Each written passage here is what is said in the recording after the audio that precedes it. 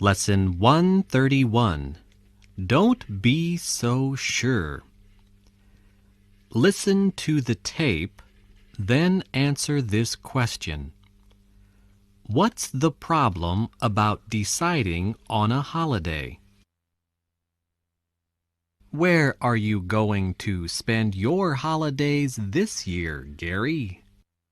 We may go abroad. I'm not sure. My wife wants to go to Egypt. I'd like to go there too.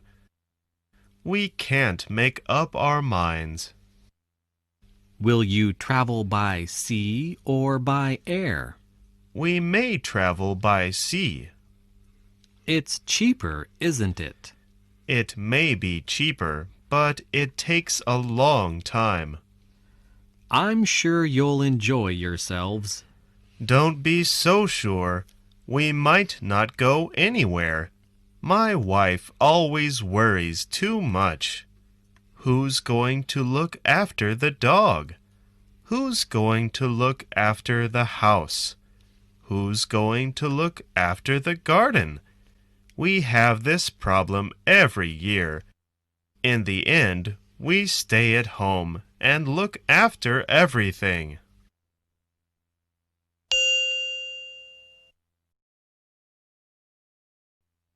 Lesson 133. Sensational news. Listen to the tape, then answer this question. What reasons did Karen Marsh give for wanting to retire? Have you just made a new film, Miss Marsh? Yes, I have. Are you going to make another? No, I'm not. I'm going to retire. I feel very tired.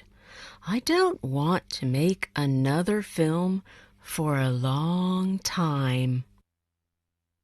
Let's buy a newspaper, Liz. Listen to this. Karen Marsh, Sensational News, by our reporter Alan Jones. Karen Marsh arrived at London Airport today. She was wearing a blue dress and a mink coat. She told me she had just made a new film. She said she was not going to make another. She said she was going to retire. She told reporters she felt very tired and didn't want to make another film for a long time. I wonder why.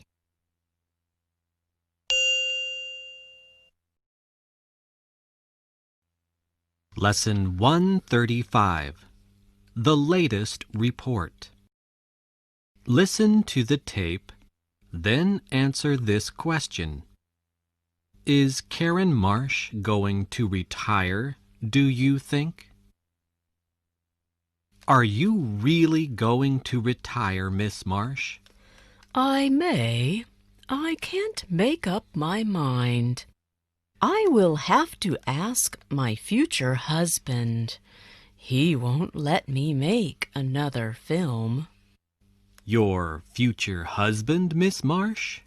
Yes, let me introduce him to you.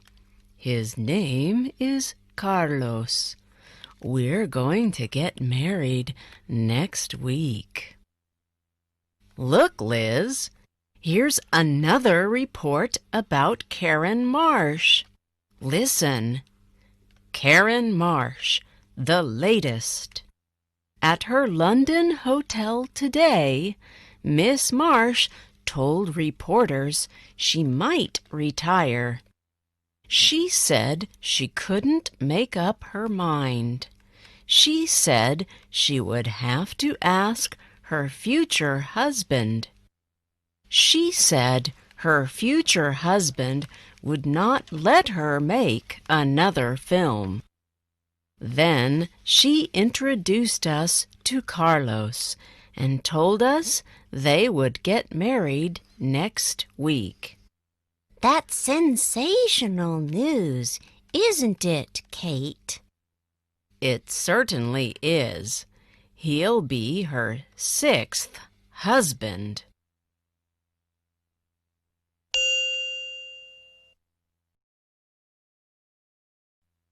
Lesson 137.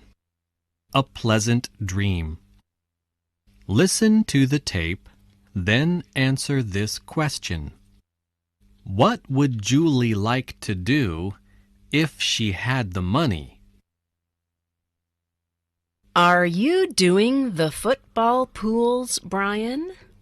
Yes, I've nearly finished, Julie. I'm sure we'll win something this week. You always say that, but we never win anything.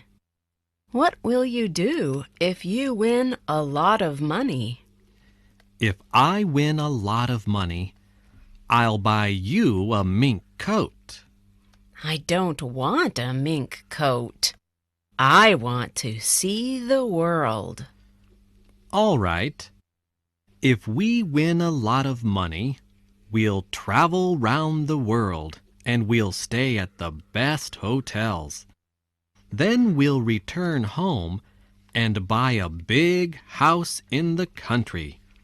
We'll have a beautiful garden and... But if we spend all that money, we'll be poor again. What'll we do then? If we spend all the money, we'll try and win the football pools again. It's a pleasant dream, but everything depends on if.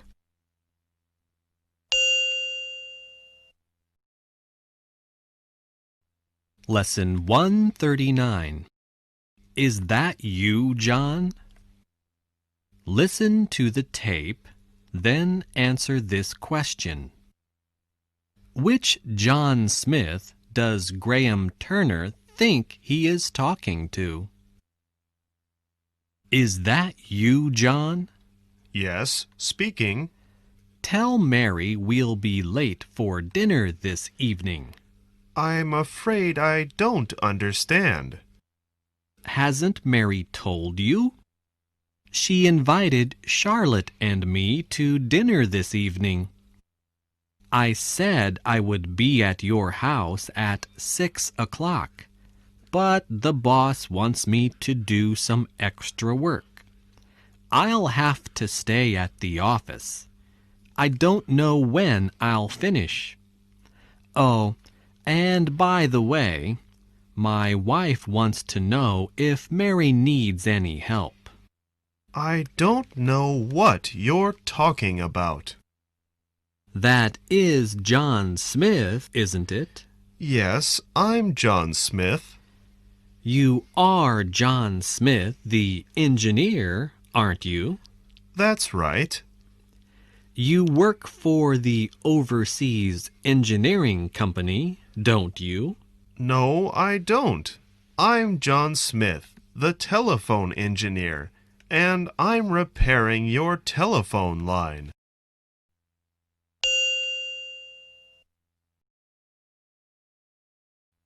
Lesson 141. Sally's first train ride. Listen to the tape, then answer this question. Why was the mother embarrassed? Last week, my 4-year-old daughter, Sally, was invited to a children's party. I decided to take her by train. Sally was very excited because she had never traveled on a train before. She sat near the window and asked questions about everything she saw. Suddenly, a middle-aged lady got on the train and sat opposite Sally. "Hello, little girl," she said. Sally did not answer but looked at her curiously.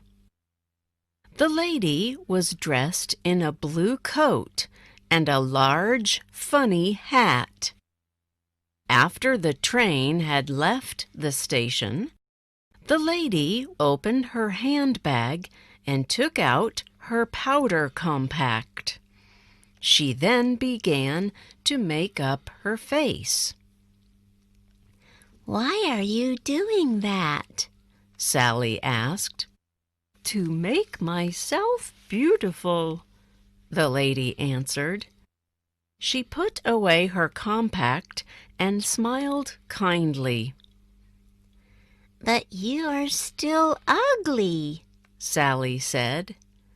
Sally was amused, but I was very embarrassed.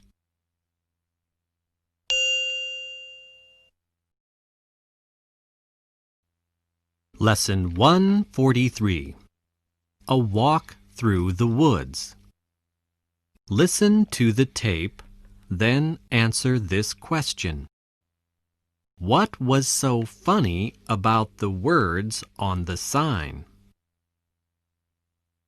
I live in a very old town which is surrounded by beautiful woods. It is a famous beauty spot. On Sundays, hundreds of people come from the city to see our town and to walk through the woods.